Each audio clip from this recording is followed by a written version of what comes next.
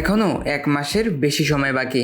আগামী 28 অক্টোবর প্যারিসে এক জমকালো আয়োজনে পর্দা উঠবে ব্যালন ডিওর অনুষ্ঠানের। তার আগেই ফাঁস হয়ে গেল 2023-24 মৌসুমের ব্যালন ডিওর বিজয়ীর নাম। স্পেনিশ সংবাদ মাধ্যম মার্কার খবর যদি সত্যি হয় তাহলে হতাশ হতে হবে জুড বেলিংহাম রদ্রিদের।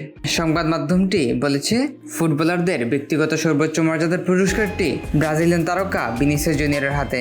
এর আগে চলতি মাসের শুরুতে ব্যালন ডিওরের জন্য 30 জনকে মনোনীত করেছিলেন ফরাসি ফ্রান্স ফুটবল সাময়িকী, যেখানে ভিনিসিয়াস, জুড বেলিংহাম, রদ্রিদের সঙ্গে তালিকায় ছিলেন Lautaro Martinez, Emiliano Martinez, Erling Haaland, Toni Kroos, Lamine Yamal, Dani Carvajal ও কিলিয়ান এমবাপ্পের মতো তারকারা।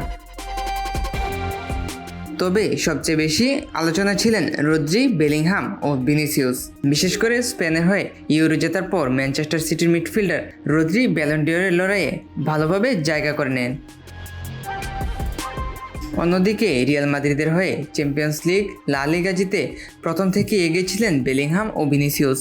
2 সতীর্থের মধ্যে অবশ্য এগিয়ে আছেন ভিনিসিয়াস। 2023-24 মৌসুমে 26 গোলের পাশাপাশি 12 অ্যাসিস্ট আছে তার নামের পাশে। রিয়াল মাদ্রিদের হয়ে চ্যাম্পিয়ন্স লিগ, লা লিগা সহ স্প্যানিশ সুপার কাপও জিতেছেন তিনি।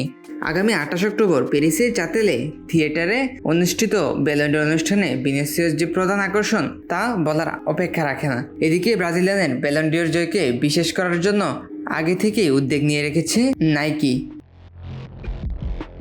ব্যালন ডিওর অনুষ্ঠানের 2 দিন পর মাদ্রিদের গ্রান ভিয়ার নাইকি তাদের ট্যুর পুনরায় চালু করতে যাচ্ছে, যেখানে ভিনিসিয়াস এবং সোনালি রঙের থিম থাকবে তাদের অন্যতম আকর্ষণ হিসেবে।